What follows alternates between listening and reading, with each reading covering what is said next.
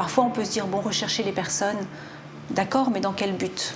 Pour pouvoir résoudre l'énigme, cette énigme qui consiste à retrouver les héritiers de la famille. On va la faire, non? Waouh. Sachez que votre père était le seul garçon de la famille. Ah bon? Oui, il y avait 3 filles. Love is just a word. Celle-ci, elle vaut le coup, hein. You took me and mine. Hop, le tableau généalogique. Chaque homme a une histoire exceptionnelle au fond de lui, un parcours, des anecdotes. C'est émouvant. Sa mère l'aurait abandonné. Chaque famille a son secret. S'il y a un testament, c'est forcément là. Ah, je l'ai. C'est une vraie enquête de police. La destination est sur votre gauche. C'est une aventure qui ne s'arrête jamais. Bonjour, monsieur. Est-ce qu'il se souvient quand elle est partie en France? Et puis, il faut être pugnace. Je l'ai trouvé. Ah, super. Au final, la vie de quelqu'un va changer. Extraordinaire comme phrase. Les biens peuvent représenter plus d'1 million. Je n'y crois pas. J'ai une petite retraite, c'est certain que pour moi, c'est une somme très importante. La vie te réserve parfois ce genre de choses, même si c'est dans la douleur. Bravo pour votre travail. Chapeau. C'est beaucoup plus qu'un héritage qu'on transmet. Bon, venez, je vais vous montrer. C'est une histoire, c'est une famille, Quand je te regarde, je revois papa. Ah oui? c'est des émotions. Voilà. Et nous, on est des passeurs d'émotions. Voilà. On a tout le temps qu'il faut. D'accord.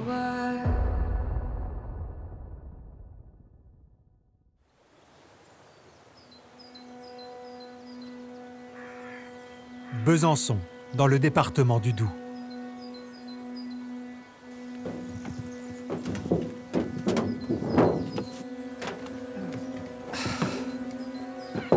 Hop là.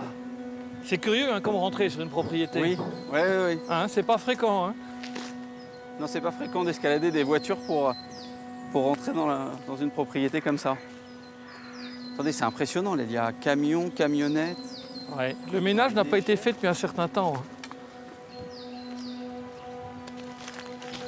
Attendez, c'est hallucinant. Mais on se demande si c'était là comme ça ou si c'était squatté. Et je crois pas. Hein. Je m'appelle Paul Loriot, j'ai 38 ans. Je suis généalogiste successoral.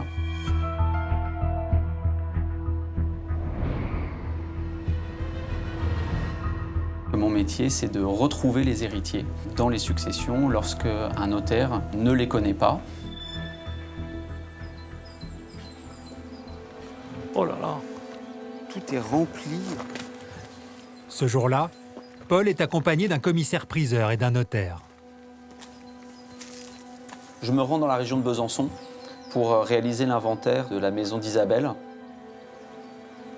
Isabelle est décédée et je suis en charge de rechercher ses héritiers. C'est complètement fou. Regardez, il y en a partout. Donc là, c'est des serres. Isabelle était maraîcher. On voit encore les structures. C'est inimaginable tout ça. Hein.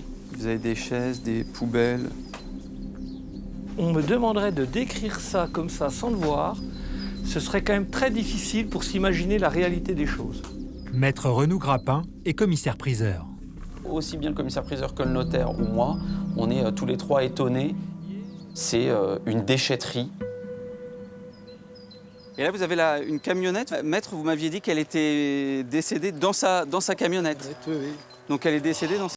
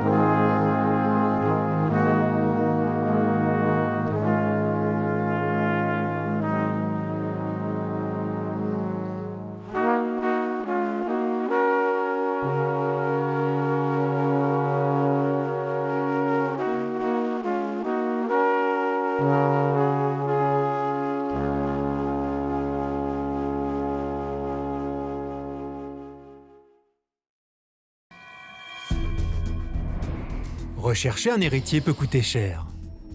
Constater, enquêter, traquer, il y a un prix à payer et les chasseurs d'héritiers le savent. Surtout quand la quête du descendant ultime est longue et sa localisation, parfois lointaine.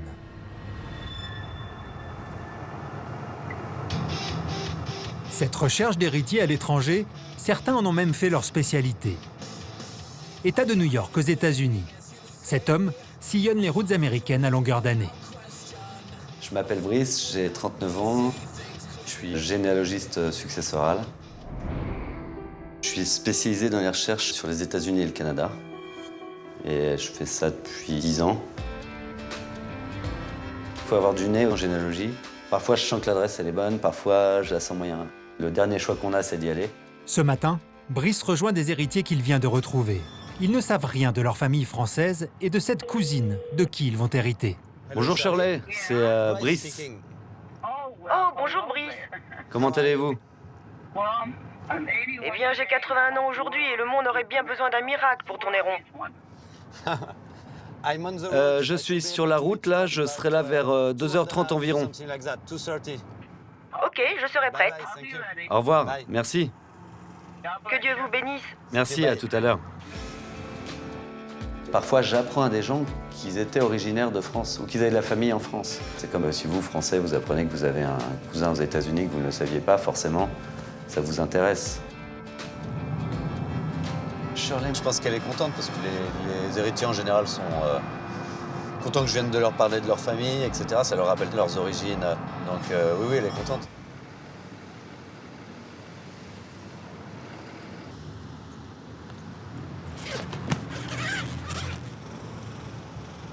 Je change de panoplie. Je m'habille en généalogiste. Brice a rendez-vous avec Shirley, l'héritière, dans les locaux du journal local.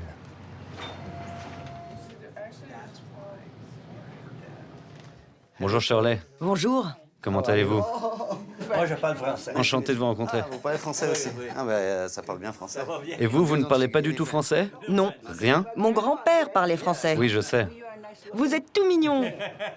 Merci beaucoup, c'est très gentil. Et joyeux anniversaire. C'est marrant d'être là le jour de votre anniversaire. Et voici ma meilleure amie, Cathy. Bonjour. Bonjour. Comment allez-vous? Ravi de vous rencontrer, Brice. On a tellement entendu parler de vous. Ok, allons-y. Tu veux amener tous ces livres? Oui. Donc, vous voulez voir votre famille française? Ça, c'est votre cousine qui est décédée. Ok. Fournier Geneviève. Elle est décédée en février cette année. Donc son grand-père a une sœur appelée Françoise, qui a eu 8 enfants. Ouh! Ils sont tous morts? Oui, ils sont tous morts. Certains de leurs enfants sont encore vivants. Vous voyez, celui-ci, il est encore vivant. C'est votre cousin, il s'appelle Pierre. Oh, Pierre! Je sens, quand j'arrive, qu'elle est touchée par le fait de voir un Français. d'entendre parler français, etc. Parce qu'elle sait qu'elle est d'origine française, mais personne n'a pu lui raconter finalement ses origines. Elle ne sait rien sur ses racines, elle sait juste qu'elle est originaire de France, mais c'est tout. Elle, tout le reste, tout ce qui est au-dessus de ses parents, c'est un mystère. Had a sister called Perrine. Et c'est pour ça que, oui, quand j'arrive, c'est le Père Noël qui lui apporte ses racines familiales, en fait, quoi. Donc celui-ci est vivant, celui-là aussi. Yvonne, c'est une femme. Donc ça doit être du côté de mon grand-père? Oui, oui, ils sont tous de la famille de votre grand-père. Shirley est une cousine au 6e degré de la défunte, une Française. Le dernier niveau de parenté pour pouvoir hériter. Pour la retrouver, Brice a travaillé dur. Paris, un mois plus tôt. Bonjour Guillaume. Guillaume est le patron de Brice. Donc on est côté paternel. La défunte est là. Une dame meurt à 94 ans à Asnières. Elle n'a pas de famille proche connue, pas d'enfants, pas de frères et sœurs, pas de cousins germains. Donc on va chercher les frères et sœurs de ses grands-parents. Du côté de la mère, ça renvoie en France, et du côté du père, ça renvoie, je crois, vous m'avez dit, à l'étranger. Et là, on va s'apercevoir que l'un des frères s'appelle François. Et il est parti aux États-Unis. Et donc, c'est de là que part le dossier pour moi. Je fais des recherches sur des sites internet spécialisés en généalogie. Je tape le nom d'Adélard Fromaget. Et pas grand-chose ne sortait. J'ai fouillé, et là, je tombe sur un article de journal des années 40 dans lequel je vois qu'Adélard est garde forestier et qu'en travaillant, il avait emmené son fils et qu'il avait perdu dans la forêt. Un deuxième article dit que l'enfant a été retrouvé mort. Il parle de son père, sa maman, ses frères et sœurs. Donc là, je sais qu'il y a une famille, je sais qu'il y a plusieurs enfants. Donc je me disais, il y en a forcément qui doivent être vivants. Et là, je les trouve et je les contacte. C'est ainsi que Brice se retrouve aux États-Unis, en compagnie de Shirley, l'héritière. Ici, c'est ma sœur. Là, c'est ma mère. C'est moi juste ici. Et mon frère Joseph, celui qui est mort dans la montagne. Celui-là, c'est Joseph. Oui, j'emporte cette photo partout avec moi, parce que c'est la seule que j'ai. J'ai 81 ans aujourd'hui, mais ils sont toujours dans mon cœur. Vous avez la date de naissance, la date de décès, et c'est écrit « Fille de Paul-Louis et Gabrielle Marguerite Marie ». Est-ce que c'était une femme riche? Ouais, un petit peu, oui. Plus riche que moi, en tout cas. Oh mon Dieu! Elle était dans la finance. Elle travaillait pour une banque. Donc l'ensemble des biens représente environ 150 000 € sur un compte en banque. Et il y a une maison dans la banlieue de Paris. La maison se trouve à peu près ici. D'accord. Vous pouvez vendre la maison? Bien sûr, nous allons tout vendre. Enfin, si vous le voulez. Vous pouvez le faire, mon cher. Les biens peuvent représenter plus d'1 million. Je n'y crois pas. C'est une bonne réponse. C'est à peine croyable. Je crois que je vais t'appeler mon ange. Oui, c'est un ange. Shirley, quand elle me dit que je suis un ange, je sens que voilà, je l'ai touché par ce que je lui ai amené, en fait. Mais c'est plus un cadeau d'en apprendre sur sa famille que de recevoir de l'argent. Shirley m'a tout de suite plus parlé de sa famille que de l'argent. Ça, c'est ma mère. Je lui apporte des réponses à des questions qu'elle se pose depuis 70, 80 ans. Quand j'étais une petite fille, j'ai perdu mes parents. Je ne les ai plus jamais revus. Quand j'avais 4 ans, mon père a tiré sur ma mère et s'est tiré une balle aussi. Nous avons perdu notre maison. J'ai perdu ma famille et je ne les ai plus jamais revus. J'avais 8 ans quand j'ai été placée en foyer. L'État nous a séparés parce que nous étions pauvres. Et avant de mourir, je veux ouvrir un endroit pour les pauvres. C'est mon souhait, parce que je pense que nous devons aider les autres. Avec l'enfance qu'elle a eue sans famille et sans argent, aujourd'hui, elle aide les plus pauvres. Il y a une logique dans toute cette histoire. Dans cette affaire, Brice a aussi retrouvé le frère de Shirley. Il le rencontre demain pour lui annoncer l'héritage et sa réaction va être surprenante. Pendant ce temps, en France, d'autres chasseurs s'apprêtent à remonter le fil du temps pour retrouver l'héritier inconnu d'une autre succession.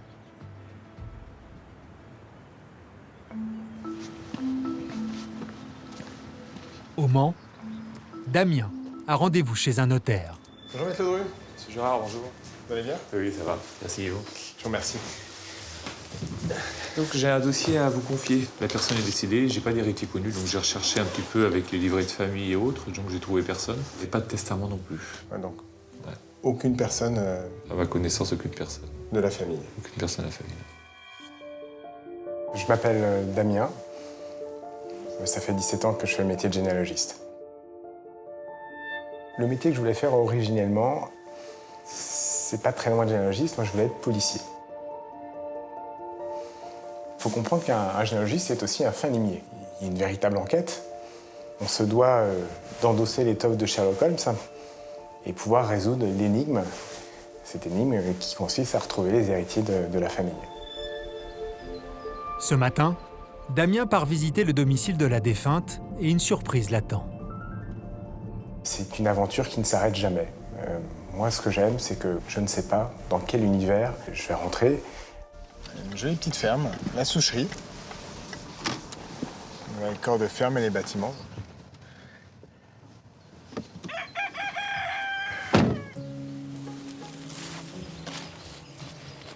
Bernadette, donc elle vivait avec ses canards, ses chèvres. Il faut comprendre la situation, elle est assez improbable. Aujourd'hui, il n'y a personne pour s'occuper des animaux.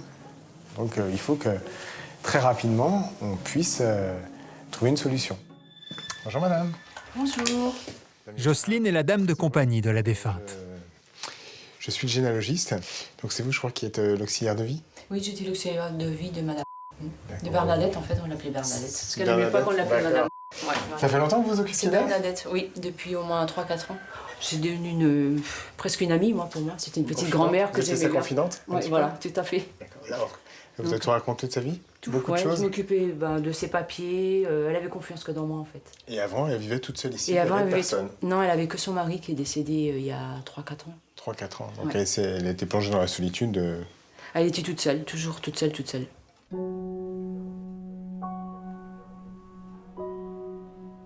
Et à votre connaissance, il n'y avait pas de famille qui venait la voir? Il n'y avait pas des nièces, des cousins? Non, elle avait personne. Est-ce que vous avez raconté un petit peu son histoire, cette dame? Elle n'a pas eu d'enfant? Non, ils n'ont pas eu d'enfant. Ouais. Voilà. Donc vous l'avez accompagnée ces dernières années? Oui. Ouais, c'est des moments difficiles, ouais. Donc moi, je vais... C'est dur. C'est comme ça. C'est un ami, hein, bon, ben voilà. Vous la connaissez depuis longtemps? Oh ben, 20 ans, plus de 20 ans. Plus de 20 ans? Michel est un voisin. Moi, je venais au moins une fois par semaine la voir, si c'est pour deux. À tous les coups, c'était le petit café. Ben, c'était notre grand-mère un peu, voilà, parce qu'on n'a plus, c'était la nôtre. Vous connaissiez sa famille, peut-être, un petit peu? Ah ben non, justement. Pas du tout? Elle vous en a jamais parlé? Elle a eu un frère? Elle avait un frangin. Son frangin est décédé il y a plusieurs années. Est-ce que son frangin avait des enfants? On ne sait pas. On ne savait pas. Et le frère, il habitait dans le secteur? Vous savez s'il était parti? Ah, je peux pas vous dire. Je n'ai pas connu son frère. Il se parlait pas beaucoup. Hein. C'était fâché? Ouais, sans être fâché, mais c'était froid. Bonjour, Maître Sanson. Vous allez bien? Bonjour. Maître Sanson est commissaire-priseur. Donc là, on a comme mobilier un peu tout ce qu'on trouve dans une vieille ferme, vous voyez. Il y a même les vases obus, des vases qui ont été faits avec des obus de la guerre de 14-18. Et là, vous avez une petite lampe à pétrole 1900. Tout ce qui est sur la cheminée, on peut peut-être le vendre dans les 20 € à peu près. Dans la chambre à coucher, vous avez la comptoise, qu'on a beaucoup de mal à vendre aujourd'hui. Ça va se vendre à peu près 50 €. On a des globes de mariée, là? Oui, ça peut être vendu, chaque globe peut être vendu peut-être 40 €. 40-50 € par globe. Et c'est quoi sur le mur, là? Alors là, vous avez Saint-Joseph, c'est du point de croix. Ça va se vendre peut-être une quinzaine d'euros parce que c'est pas en très bon état. C'est un vieux tracteur, ça? Un très vieux tracteur, hein, il date des années 60. Combien vous achèteriez ça dans une de mes ventes? Dans les 1000 €, 900 € peut-être? Ah oui, dans les 1000 €, c'est correct. C'est correct. Hein. Alors celui qui achètera le tracteur, il faudrait qu'il redonne un petit coup de peinture en fait. Vous nous emmenez voir les bêtes? Oui, pas de problème. Vous les rabattez, je vais essayer de les ramener? On va aller les attraper. Viens.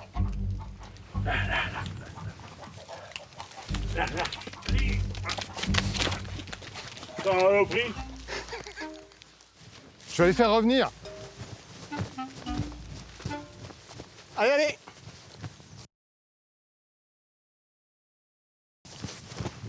Hop. Je vais faire tomber la veste. Hein.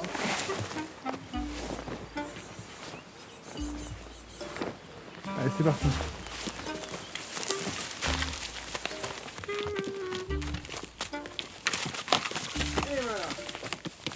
Elles sont rentrées. Bravo en tout cas. C'est bon? Bravo. Ce matin, je suis parti de chez moi. Je n'avais pas imaginé que je ferais une chasse aux chèvres. Chaque dossier est un univers à part entière. Il y a d'autres animaux là? Non. Et il y a un bouc? Allez, il est là. Et puis, il faut toujours savoir improviser. Donc maintenant, je sais qu'une chèvre est maligne et court assez vite, et que c'est pas si simple de ramener 2 chèvres dans leur enclos.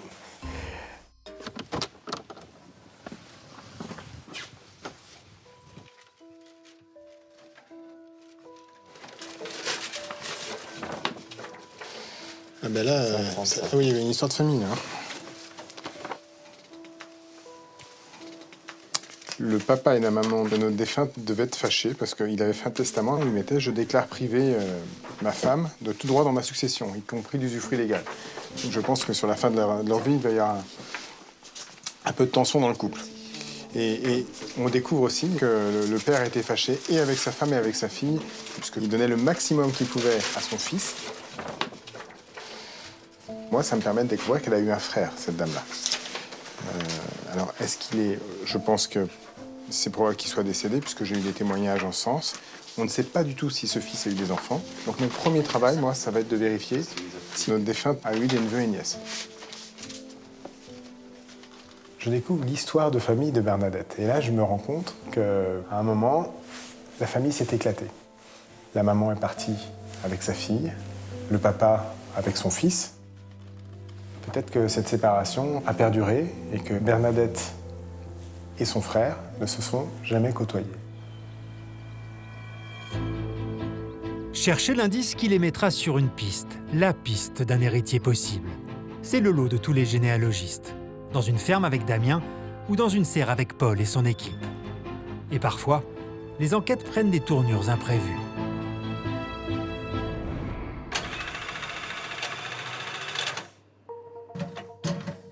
Je m'appelle Fanny Boulan, j'ai 34 ans et je suis généalogiste à Lyon.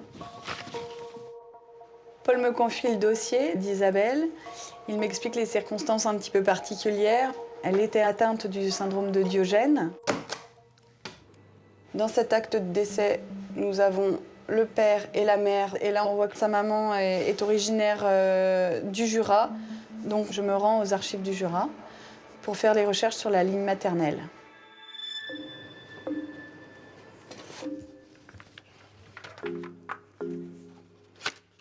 Là, j'installe le microfilm des naissances, donc de la commune de Dournon, là où est née la mère de la défunte. Et donc, on va voir son acte de naissance.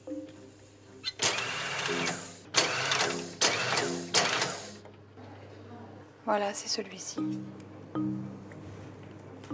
Donc, on a les parents, donc Jules François Edmond, et donc Suzanne Louise Adèle, sa mère, qui elle aussi est originaire du Doubs.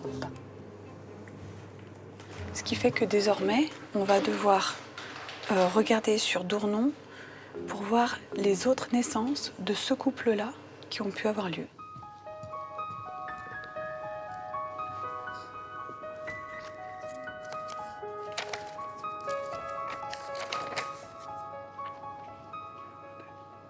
Alors là, il y a la totale. Le grand-père, il décède en 67, et donc il laisse son épouse, mais il laisse sa première fille, donc la maman de notre défunte, et ensuite 2 petits-enfants. Et donc là, les 2 petits-enfants, on va plus qu'espérer qu'ils sont toujours de ce monde aujourd'hui, parce que bon, c'est pas trop vieux, c'est né dans les années 30 et 40, donc il y a de fortes chances pour que nos héritiers, ce soit au moins ces 2-là, voilà. C'est déjà un dossier proche d'aboutir. Pour Fanny, il va maintenant falloir les localiser.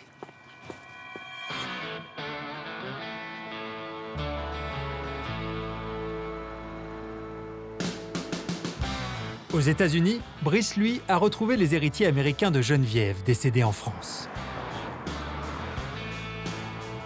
Le spécialiste des recherches aux États-Unis passe le plus clair de son temps à sillonner les grands espaces. Je suis un peu un chat sauvage, quoi. Je ne veux pas être enfermé dans une cage. Il faut que je me balade un peu et le métier de généalogiste permet de sortir de son bureau et d'aller voir du pays. Il y a un petit côté où j'ai pas vraiment l'impression de travailler, j'ai plus l'impression de jouer parce que je joue à chercher des gens en fait.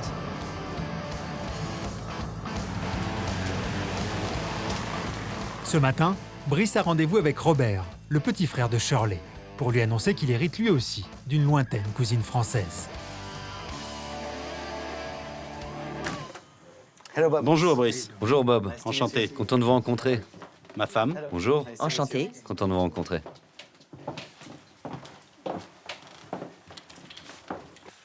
Donc je vais vous montrer votre arbre généalogique avec votre cousine française. Ok. Je vais le déplier pour que vous puissiez voir comme il est grand. Oui, avec plaisir. Donc, voici votre cousine française, Geneviève. Elle est née en 1922. J'ai quand même été un peu triste d'apprendre qu'elle était décédée. Parce que, comme je vous l'ai déjà dit, j'aurais préféré l'avoir connue. Mais bon, ça ne s'est pas fait. Et donc le lien entre vous et la défunte, c'est sa grand-mère, Fromager Marie-Louise, qui est la sœur de votre grand-père François, voilà ici. Et ensuite, votre père et vos frères et sœurs. Donc Marie-Louise était votre grande-tante. Et après, nous avons Michel, qui a eu des enfants, dont certains sont encore vivants. Ah! Et combien sont encore vivants? Donc il y a 13 personnes vivantes. Beaucoup sont à Annecy, à la montagne. Je m'en doutais, mais je ne savais pas où les trouver en France. Et comme tous mes proches étaient morts... Ah, vous ne saviez pas que vous veniez de Savoie? Non. Je vais souvent en France. Et un jour, je me souviens avoir pris un annuaire, il y a quelques années, et avoir failli appeler des Français. Au nom de Fromager? Oui. Vous avez essayé? Il y en avait 12. J'y étais pour le travail. Mais finalement, je ne l'ai jamais fait. Je n'ai pas eu le courage, je ne savais pas si les gens parlaient anglais. Ah oui. Eh bien, ce sont des gens qu'on ne connaît pas. Et on est de la même famille. Et ce n'est pas à cause d'événements extraordinaires, c'est juste qu'il s'est trouvé que mon grand-père a immigré ici. Et après, on a perdu contact avec ce côté de la famille. Elle m'a toujours intéressé, mais je n'ai jamais cherché après parce que je n'aurais pas su quoi leur dire si je les avais retrouvés. Mais maintenant que je les ai retrouvés, peut-être que je vais voir si je peux les contacter et aller sur place, parce que j'aimerais visiter la ville dans laquelle mon grand-père est né. C'est une photo de qui? Ça, je sais qui c'est. C'est votre père? Oui, mon père et mes deux sœurs. C'est votre père là aussi? Oh, il est plus jeune sur celle-là. Oui. J'ai beaucoup de souvenirs de mon père. Je me souviens une fois, je suis sorti de mon lit et mon frère était parti pêcher. Donc j'ai...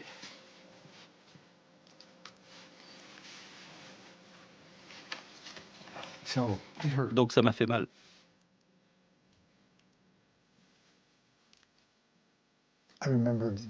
Je me souviens du jour où ils sont morts. Et après ça, mes souvenirs sont très vagues dans ma mémoire.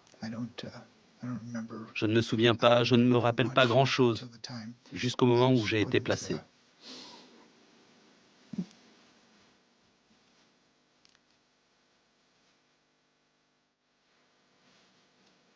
J'avoue que ça m'est rarement arrivé de te toucher comme ça, parce que je le voyais effondré. Ça fait drôle, quoi. Oui, vous pouvez venir, nous allons faire l'estimation et l'inventaire. Mais il y a un risque, on peut trouver un testament dans la maison. Et si, par ce testament, elle lègue tout à quelqu'un d'autre, vous n'hériterez plus de rien. Donc bon, ça c'est le pire des cas. J'aimerais voir où elle vivait. S'il y a un testament, Robert sera venu pour rien, moi j'aurais travaillé pour rien, tout notre travail est perdu. C'est là qu'aussi dans notre métier on prend des risques parce qu'on travaille et parfois à la fin on s'aperçoit qu'on a travaillé 2 ans pour rien. Malgré ces risques, Bob ira en France voir la maison de sa cousine décédée. Il saura alors s'il y a d'autres héritiers. Car les héritiers ne sont pas toujours ceux qu'on croit. Au Mans, Damien et son équipe traquent toujours ceux de Bernadette, la fermière. Direction la cité judiciaire et les archives de l'état civil.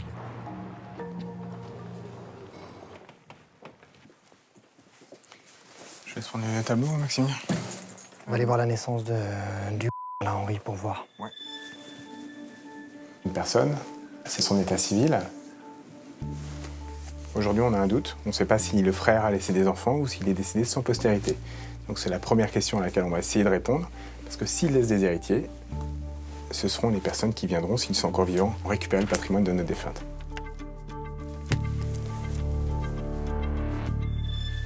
Ah, je l'ai. Henri Marius Marcel. Alors, on a une mention de décès. En revanche, on n'a pas la mention du mariage de ce monsieur. C'est pas grave, on va se débrouiller autrement. La mention a peut-être été oubliée. On va faire les naissances sur cette période pour essayer de trouver des éventuelles naissances sur Beaufait. Oui, c'est ça. Il y a 3 naissances, là. Ça pourrait correspondre. OK. Je vois que sur la commune de Beaufait, il y a plusieurs naissances au nom de... Il y a sûrement des homonymes, enfin ça peut être des homonymes, mais ça peut être aussi des héritiers potentiels. Donc on va vérifier leur filiation, on a le nom des parents, et dans les actes de naissance, on va vérifier s'il s'agit bien des enfants. On a 3 vérifiés. 46. Jackie, Marinette et Odile. Jackie, Henri, Adrien, Georges. Du sexe masculin de Henri, Marius, Marcel. C'est ça. Ah ben voilà. On a bonne pioche. Et pas de mention de décès. Donc avec un peu de chance, ce monsieur est peut-être encore vivant. Donc si il est encore en vie, Jackie sera l'heureux élu et bénéficiaire au moins en partie de la succession. On va aller voir la naissance de 52. Oui. Donc là, c'est Marinette. Alors, Marinette. Elle est là, c'est bon. Marinette. Alors, elle est fille de qui? Alors, elle est du sexe féminin de Henri, Marius, Marcel. C'est bien les infos qu'on avait. C'est ça. Donc Marinette est la petite sœur. Elle aussi. C'est parfait. Donc ça fait 2 héritiers. Où sont Jackie et Marinette? Il faut les retrouver.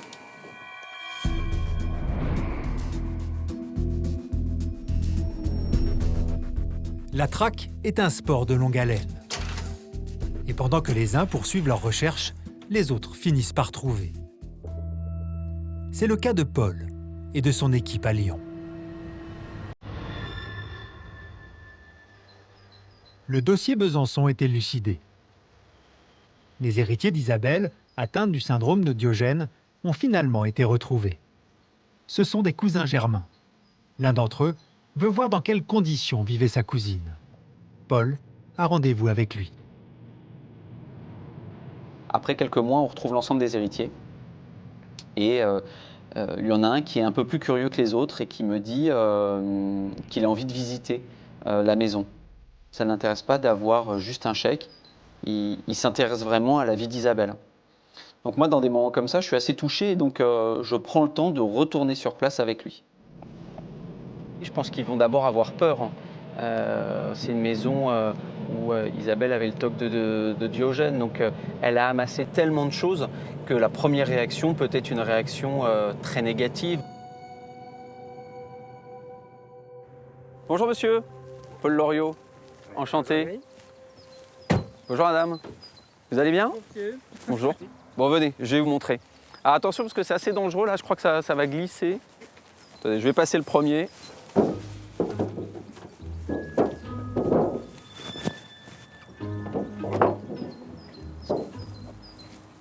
Vous voyez un peu là ce chemin rempli de déchets. Elle n'habitait même plus dans sa maison tellement il y avait d'objets. Du coup, elle habitait dans son camion. Voilà. Voilà. En tout cas, elle était là et on l'a retrouvée morte dans ce camion. Ah, dans ça. Ah, voilà, là, exactement. Ah bon? Je ne savais pas du tout comment elle était morte. Voilà, elle est morte, à mon avis, de froid. Vous la connaissiez? Vous aviez des rapports avec elle un petit peu? Non. Pas du tout? Pas du tout. Et ma mère est morte. Vous n'avez jamais osé? Et très tôt, hein, j'avais 7 ans quand même. Ah, vous avez 7 ans, d'accord. Donc, ah oui, je comprends. après, bon, ça a passé. C'est le début des secrets de famille, c'est pour ça que... Voilà, c'est vraiment... Que j'interviens, c'est souvent comme ça, malheureusement, oui. C'est quand même étonnant qu'une femme... On rentre dans le secret des familles, au cœur de l'humanité. Disons, ça, la mère de ma tante, à 18 ans, elle l'a mis dehors. On ne se causait pas du tout. C'est pour ça qu'on n'a jamais tenu des rapports avec eux. Donc, ils sont partis avec leur secret, je ne sais pas. D'accord. Regardez comme c'est étonnant dans cette maison.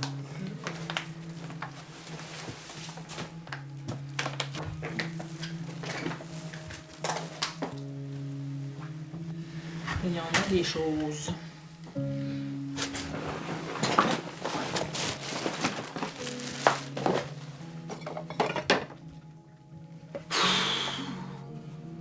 Un gâchis, quoi. Gâchis complet. C'est triste, mais enfin, comme dirait l'autre, on n'y peut pas grand-chose. Hein? On n'y peut pas grand-chose.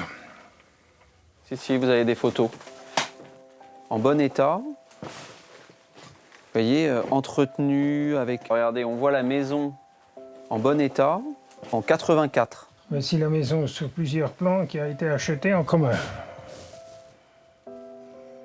Et regardez un peu là, les serres étaient quand même bien entretenues, il n'y avait rien. À un moment donné, ça devait être joli. Et puis il devait peut-être être pas mal renommé, puisqu'avec les camions, il devait quand même faire des marchés sur Vesoul, sur Besançon. Ça devait tourner. Ouais.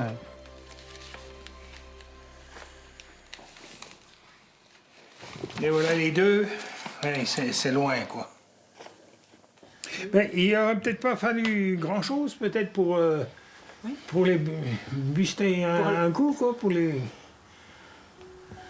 Peut-être, oui. Je suis assez touché par cet héritier qui est intéressé par la vie de sa cousine qu'il n'a pas connue, dont il ne s'est pas occupé. Et j'ai l'impression qu'il regrette de ne pas s'en être occupé. Abominable, comme on peut dire, quoi, qu'ils auraient pu être les rois.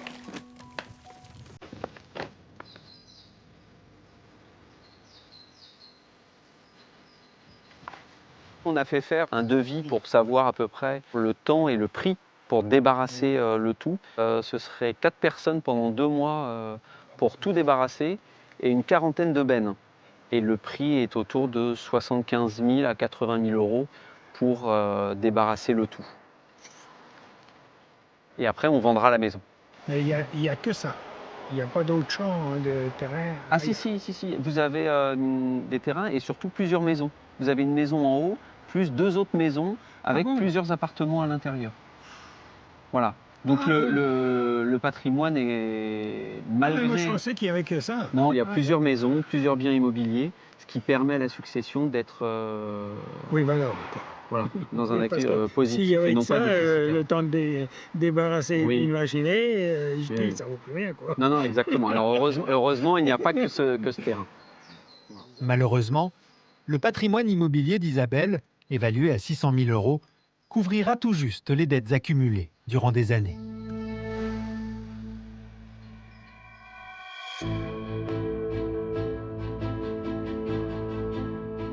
Au Mans, les recherches de Damien et Maximilien aboutissent enfin concernant la succession compliquée de Bernadette la fermière. Mais pas de la façon qu'ils imaginaient. Les chasseurs d'héritiers sont décontenancés. Il y a bien un neveu et une nièce, Marinette et Jackie. Donc on a rencontré Marinette qui en fait n'a pas du tout envie d'hériter de sa tante. Elle dit que c'est pour des raisons personnelles, elle n'a pas voulu rentrer dans les détails. C'est pas impossible parce que d'après ce que j'ai pu comprendre, il y a eu une histoire de famille à un moment et je pense que ses neveux et nièces n'étaient plus du tout en contact avec elle. Donc elle va renoncer à la succession, enfin elle a renoncé d'ailleurs puisque on a les copies de sa renonciation qui a été enregistrée par le tribunal. Donc il reste finalement qu'un héritier potentiel, son frère. Voilà, tout à fait, qui malheureusement lui, alors on a eu des échanges un peu compliqués avec lui, il évite plus ou moins le contact, il dit pas complètement non et à la fois il veut pas nous rencontrer. Donc lui c'est un petit peu un cas difficile. Statistiquement je pense que c'est dans 10% des cas qu'il y a des gens qui sont hésitants, qui ne veulent rien faire, qui ont peur de signer une renonciation, une acceptation. Et tout peut être bloqué. Je pense qu'il est convaincu que nos démarches ne sont pas sérieuses. Et il imagine que c'est une escroquerie. Si tous les héritiers n'adhèrent pas au règlement de la succession, on ne peut rien faire. Donc je pense qu'il n'y a rien de mieux qu'un contact humain.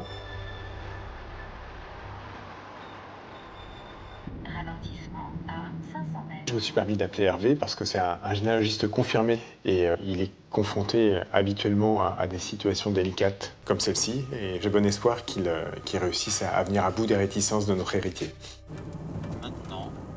J'espère au moins qu'il va m'ouvrir sa porte pour qu'on puisse un peu discuter, pour qu'il puisse prendre position dans cette affaire.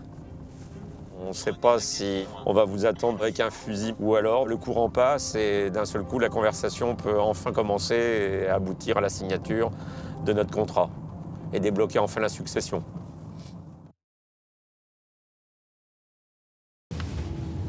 La destination est sur votre gauche.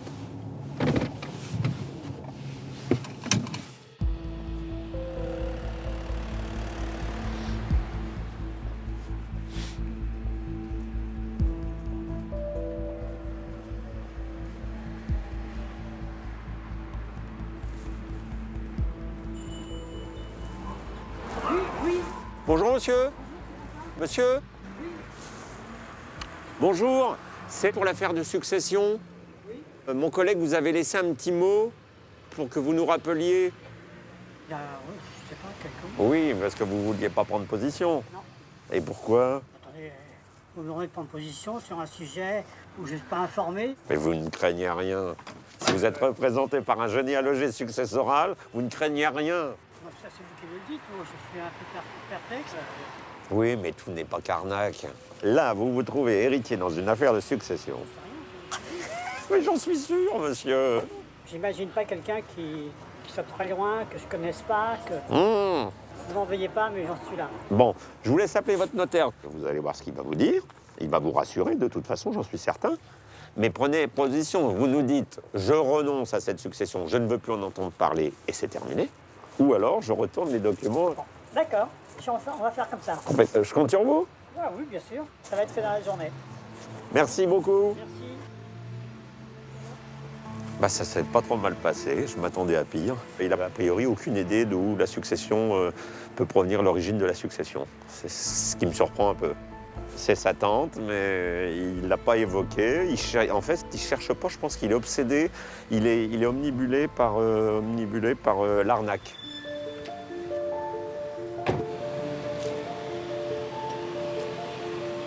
Il imagine que c'est une escroquerie, donc on a un mutisme de notre héritier.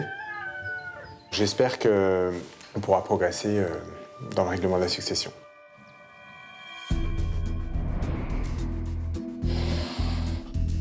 Il ne suffit pas de dénouer les fils qui relient un défunt à ses descendants pour que la succession aboutisse. Parfois, un héritage peut se résumer à une simple histoire de clés, même après un très long voyage. C'est le cas dans la succession de Geneviève et de ses héritiers américains. Après plus de 3 mois de recherche en France et aux États-Unis, ce matin, on se rend donc à Asnières pour faire l'inventaire avec le notaire et le commissaire-priseur de la maison de la défunte. L'objectif, c'est de donner une valeur à tous les objets mobiliers. Et en parallèle, on se doit, avec le notaire, de vérifier que le défunt n'a pas fait de testament. Donc il faut qu'on regarde dans les papiers, dans les commodes, dans les tiroirs, s'il n'y a pas marqué « ceci est mon testament ». Par essence, les héritiers qu'on a retrouvés, s'il y a un testament, ils vont être déshérités parce qu'ils ne connaissaient pas la défunte. Donc il se peut très bien qu'aujourd'hui, tout le travail qu'on a fait depuis plusieurs mois, c'est-à-dire que les recherches qu'on a pu faire en France et aux États-Unis, ne servent finalement plus à rien dans la mesure où ce testament pourrait très bien tout léguer à son meilleur ami, à son filleul, et peu importe, ça viendrait de tout changer.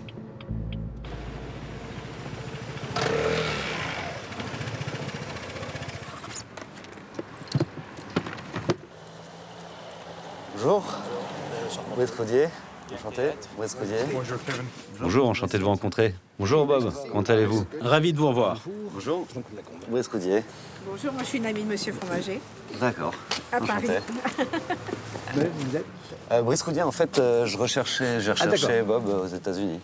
Jean-Claude est un autre héritier. c'est un cousin éloigné de Robert. Et c'est Brice qui s'occupait de toutes les recherches à l'étranger. Allez-y. Ok. Allez-y. Hop, le tableau généalogique.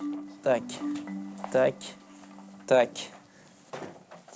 Robert, tu as here. Monsieur Lacombe, vous êtes here. Monsieur et monsieur sont cousins au 6e degré déjà entre eux. Donc il y a un lien de parenté.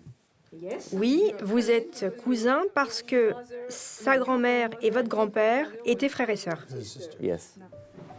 Ça fait du bien de rencontrer une partie de ma famille que je ne connaissais pas.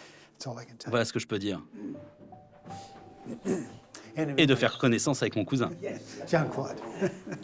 Je suis ravi de rencontrer mon cousin Fromaget que je ne connaissais pas. Je ne pensais pas j'avais des cousins aux États-Unis. Je n'ai pas tout compris, mais ça a l'air vachement bien. C'est marrant parce que quand j'ai eu mes sœurs, après votre appel, elles me disaient que justement, elles voulaient faire des recherches sur notre généalogie, mais qu'elles ne trouvaient rien. Et vous avez résolu notre problème. Je suis hyper content de ça. Et tellement content de vous avoir rencontré. Moi aussi, je suis ravi. Et bien maintenant, nous allons pouvoir commencer à engager l'inventaire du bien. On va rechercher si dans la maison, il existe un testament qui pourrait transmettre l'intégralité du patrimoine à des personnes autres que les héritiers légaux. Hop, hop, hop.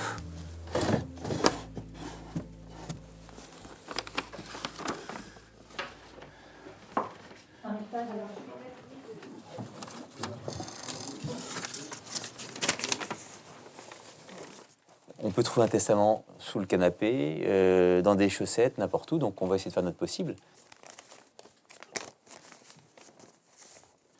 Oui, il y a la carte d'identité du père. Ah oui. Oui, c'est drôle, hein, avec la photo.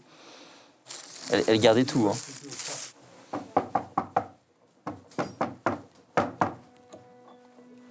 Au moment où je fais l'inventaire, je vois un beau secrétaire en bois dans le salon, et puis on ne trouve pas la clé. Et si vous trouvez, on cherche une petite clé pour un... C'est ce que j'ai notamment. Un secrétaire qui malheureusement ferme la clé. Ce que j'essaie de trouver également. J'essaye. A priori, c'est pas celle-là. On va pas forcer. Non, celle-là, elle est trop grosse. Ah, ça y est. Et c'est un coffre? Un coffre-fort. Ça, c'est ce qu'on appelle la tuile. Qu'est-ce que je vois? Un coffre-fort. Là, je me dis, pas bon. S'il y a un testament, c'est forcément là. Et là, on se dit, Bob est venu, Bob va peut-être repartir sans rien. Ah, et les clés que vous avez trouvées tout à l'heure, maître? Elles sont là dans un tiroir. Bon, on a trouvé un coffre-fort. Un coffre-fort. Et les clés que vous avez trouvées, c'était les clés de coffre-fort, ça. C'est sûr. Ah, thank you. Très bien. Et là, je tremble un peu, je tourne la clé, et là... S'il n'y a pas de combinaison, oh, bravo. Et ben voilà. Clac, le coffre s'ouvre. Et là, à l'intérieur, on dit, waouh, qu'est-ce qu'il y a? Il y a des papiers. Concession, formalité après décès de Madame Fournier. Donc ça, je laisse peut-être mettre, vous voyez, mettre Darfin. Je vous laisse œuvrer. Et là, il y a des enveloppes avec marqué à n'ouvrir qu'à ma mort. Donc je dis, ouïe, ouïe, ouïe, ça sent le testament à plein nez. Donc, je dis au notaire, mon bon maître, prenez les documents et ouvrez-les. Bah tant pis, il faut que bien que monsieur le bourreau, allez-y, appuyez sur la gâchette, on va peut-être mourir, entre guillemets tous. Tant pis.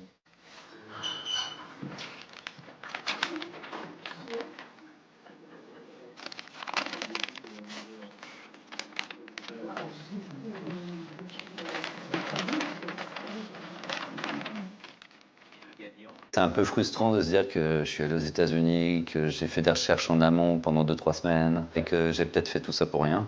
Mais c'est le jeu de notre métier.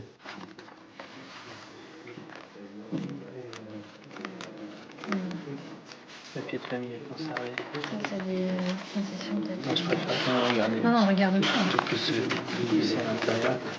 Oui, j'ai pas rien vu d'autre là-bas. Plus rien. Pas de testament à l'horizon. Oui. Quelques minutes après, je suis rassuré. Tous les risques étaient écartés.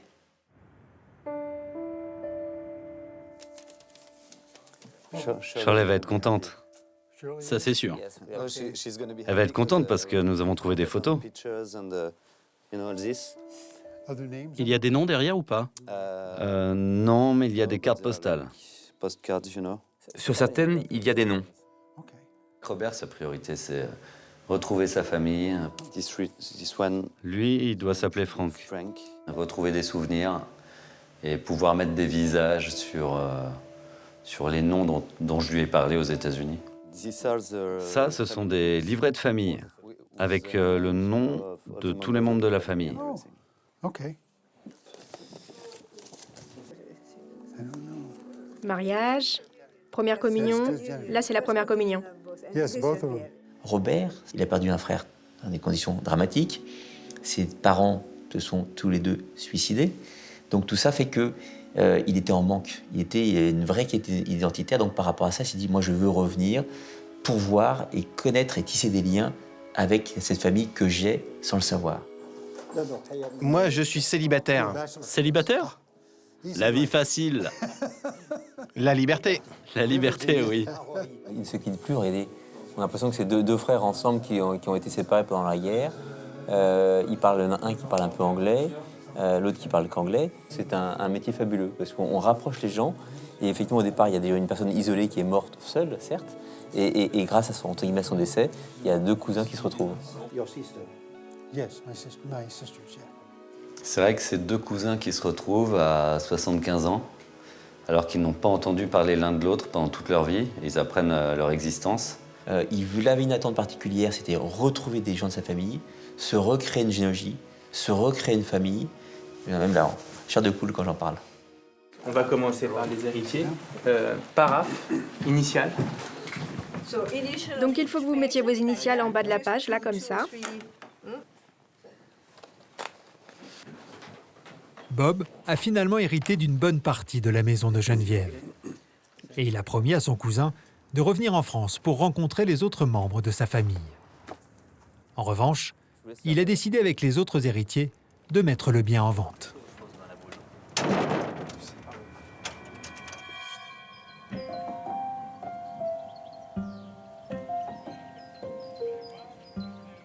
En matière de généalogie et de succession, la persévérance est une qualité essentielle. Bonjour, messieurs, dames. Chez Bernadette, c'est jour de vente aux enchères.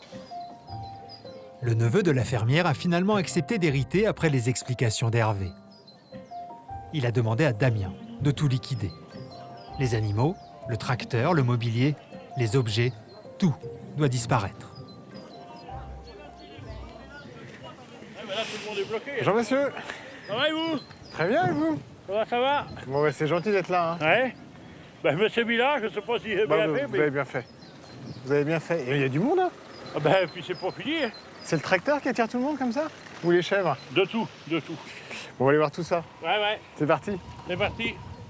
Les voisins de Bernadette sont tous présents. Vous la connaissez un peu, l'histoire de la famille? Oui, moi je la connais depuis 68. Vous la connaissez depuis 68? Oui, ça fait 49 ans. Là, vous l'avez connue aussi, Bernadette? Regarde à la fin. Tu vois, c'est ici, Ah, tu vois, oui. c'est la table, la cheminée. Tu vois, ça c'est ma femme. Ah, une bonne tête, Bernadette. Hein. Ça, c'est photo de son mariage, c'est ça? Ouais, ça c'est lui et elle. Et ça c'est sa mère, je crois. Ah, c'est sa mère? Ouais. Et son père n'était pas là? Ben, je pense que non. Mais il y avait une histoire avec le père. Oui, je pense. Vous la connaissez, l'histoire? Non, approfondie, non. Et elle est voyée, c'est une nièce? Personne. Non, personne. Je peux vous dire que ça fait presque 50 ans qu'on est là. De la famille, j'en ai beaucoup. Moi, le scénario que j'ai imaginé, c'est le suivant. Je me dis, peut-être qu'à un moment, ce père, il découvre que sa fille n'est pas la sienne. Et il va faire le maximum, quelque part, pour s'en séparer. Déjà, il ne va plus vivre avec elle, il ne l'accueille plus sous son toit. Et par rapport à son patrimoine, il va faire en sorte qu'elle ait le moins possible, c'est-à-dire qu'il va la déshériter de tout ce qu'il peut.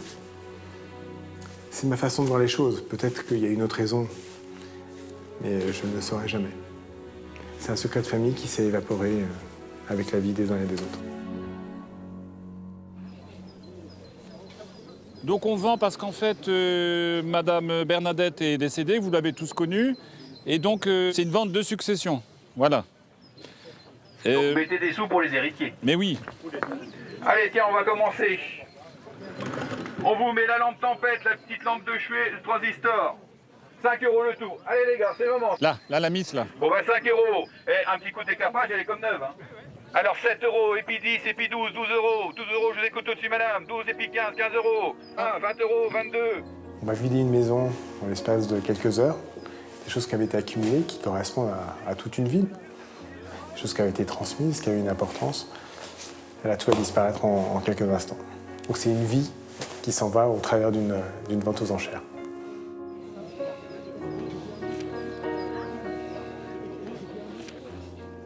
Voilà. Tiens, regarde donc. Voilà, alors. Tu fais les enchères? Tu fais les enchères, Manu? Bon, allez, on vend l'ensemble, allez, 100 €. 100 € c'est pris. Je donne pour 100 €, il n'y a pas d'enchère au-dessus. Eh ben, vendu ici, 100 €. C'est qui le bouc qui a acheté ça? Même bien, un souvenir. Vous êtes attaché au bouc? Voilà. Bah, aux chèvres aussi. Hein. Comme j'en ai, je vais les mettre avec les miennes. Allez, eh ben tiens, on va attaquer le tracteur, dis donc. Attention, le tracteur qui démarre. Attends. Mais non, merde.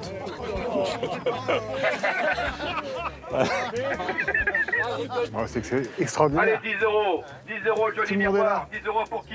10 une 10 fête. €, 15 €, 15 et puis 20, Ça 20 commence et puis tristement, 25, 25 et puis et ça 30, finit 30 dans une €, fête. 35, C'est une belle 30 € histoire. c'est ici, 100 pour un autre, 900 et puis 1000, Tornado, 1000 €. Oh! Vendu ici, 1850 €. Belle acquisition. Comme le tracteur ou encore le motoculteur, tous les objets ont trouvé acquéreur dans la journée. Le résultat de la vente aux enchères a atteint la somme de 5 000 €. Quant à la ferme de Bernadette, elle a été vendue 120 000 €. Après impôt, l'héritier, lui, en touchera 40 000 €.